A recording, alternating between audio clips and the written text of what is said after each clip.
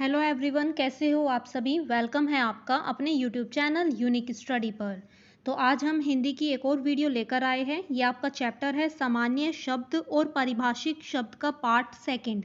तो अगर आपने अभी तक पार्ट फर्स्ट नहीं देखा है तो आप सभी जाकर सबसे पहले पार्ट फर्स्ट देख लीजिए। मैं डिस्क्रिप्शन में लिंक शेयर कर दूंगी।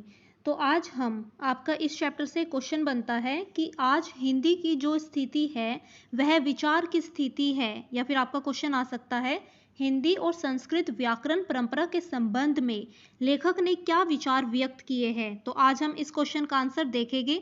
तो आइए अब हम वीडियो स्टार्ट करते हैं। सभी बच्चे वीडियो को एंड तक जरूर ध्यान से देखना। सामान्य शब्द और पारिभाषिक शब्द लेख डॉक्टर रघुवीर द्वारा लिखा गया। शब्द निर्माण की प्रक्रिया में धातु, उपसर्ग और प्रत्यय सहायक होते हैं। ये शब्द भवन निर्माण के लिए ईंटों का काम करते हैं। धातु, उपसर्ग और प्रत्यय हमें संस्कृत से ही मिले हैं। इसी से ही हिंदी के अनेक शब्द बने। हिंदी का शब्द पारदर्शक होता है, अर्थात अर्थ आर पार दिखाई देता है।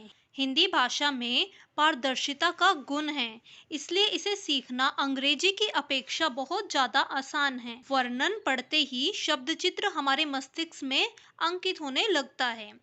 अंग्रेजी का सारा इतिहास। अंग्रेजी भाषा की संस्कृति और परंपरा का स्रोत लैटिन है, जबकि भारतीय संस्कृति, भाषा और परंपरा का संबंध संस्कृत से है। संस्कृत से हम जितना चाहे शब्द बना सकते हैं। यह शब्द निर्माण का अनंत स्रोत है। केवल नए शब्दों का निर्माण करते हुए हमें यह ध्यान रखना चाहिए कि शब्द का उच्चारण सुखपूर्वक किया जा सके। आज के युग में विज्ञान का बड़ा महत्व है। आज के वैज्ञानिक युग में अनेक नए वस्तुओं और खोज से हम परिचित हो रहे हैं। उनकी अभिव्यक्ति के लिए हमें नए नए शब्दों को बनाने की आवश्यकता है, क्योंकि विज्ञान में शब्दों का विस्तार करने की अद्भुत क्षमता है। भाषा दो प्रकार की होती है, एक तो होती है नैसर्गिक भाषा और दूसरी होती है कृत्रिम भाषा। नैसर्गिक भाषा स्वाभाविक रूप से जनता की भाषा होती है और कृत्रिम भाषा विज्ञान की भाषा होती है, जो वैज्ञानिकों द्वारा बनाई जाती है। विज्ञान में शब्द विस्तार की अद्भुत क्षमता है। इसी कारण अंग्रेजी में प्रति वर्ष 15 से 20 हजार नए शब्दों का निर्माण हो रहा है। विज्ञान में शब्दों के विस्तार की बहुत ज़्यादा अद्भुत क्षमता है। इसकी वजह से ही अंग्रेजी में प्रति वर्ष 15 से 20 हजार नए शब्दों का निर्माण होता रहता है। इन शब्दों के तथ्यार्थ को समझने के लिए हिंदी में पारिभाषिक शब्दों का अनुवाद भी सार्थक रूप में करना होगा। सोचकर ऐसी शब्दावली बनानी होगी जो जीवन के हर क्षेत्र को समझने में सार्थक सिद्ध हो।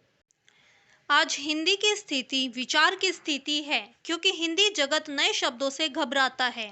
आज के टाइम पर हिंदी की जो स्थिति है वह विचार की स्थिति है, क्योंकि हिंदी में नए शब्दों का जल्दी से जुड़ाव नहीं होता है। हिंदी में जल्दी से कोई भी नए शब्द नहीं जुड़ते हैं, क्योंकि हिंदी जगत नए शब्दों से घबराता है। जैसे कि हमने अभी पढ़ा था कि विज्ञान में शब्द विस्तार की अद्भुत क्षमता है। इसकी वजह से अंग्रेजी में तो प्रति वर्ष 15 से 20 हजार नए शब्दों का निर्माण हो जाता है, लेकिन हिंदी जगत नए शब्दों को जोड़ने से घबराता है। हमको यह सिद्धांत स्वीकार करना पड़ेगा कि जैसे जैसे वैज्ञानिक विकास होगा वैसे ही नए शब्दों का विकास करना होगा। तो हमें इस सिद्धांत को स्वीकार करना पड़ेगा कि जब जब वैज्ञानिक विकास हो वैसे ही नए शब्दों का विकास भी करना होगा। तो ये आपका टॉपिक अब कंप्लीट हो गया है। तो अगर आपके एग्जाम में अब क्वेश्चन आता है कि आज हिंदी की स्थिति विचार की स्थिति क्यों है, विस्तार से बताइए, तो आपको ये पूरा आंसर लिख देना है। ओके। या फिर अगर आपके एग्जाम में क्वेश्चन आता है कि हिंदी और संस्कृत व्याकरण परंपरा के संबंध में लेखक ने क्या विचार व्यक्त किए हैं, तो तब भी आपको यही आंसर लिखना है। तो हमारा ये टॉपिक अब कंप्लीट होता है। ये चैप्टर अब हमारा पूरा कंप्लीट हो गया है। तो अगर आपको ये वीडियो अच्छी लगी है तो प्लीज़ वीडियो को लाइक करना, ज़्यादा से ज़्यादा शेयर करना और कमेंट करके बताना कि आपको ये वीडियो कैसी लगी। और अगर आप मेरे चैनल के साथ नए हैं तो प्लीज़ चैनल को सब्सक्राइब करना, बेल आइकन को प्रेस कर देना, ताकि आपको latest updates time to time मिलती रहे। Okay, bye everyone, have a nice day.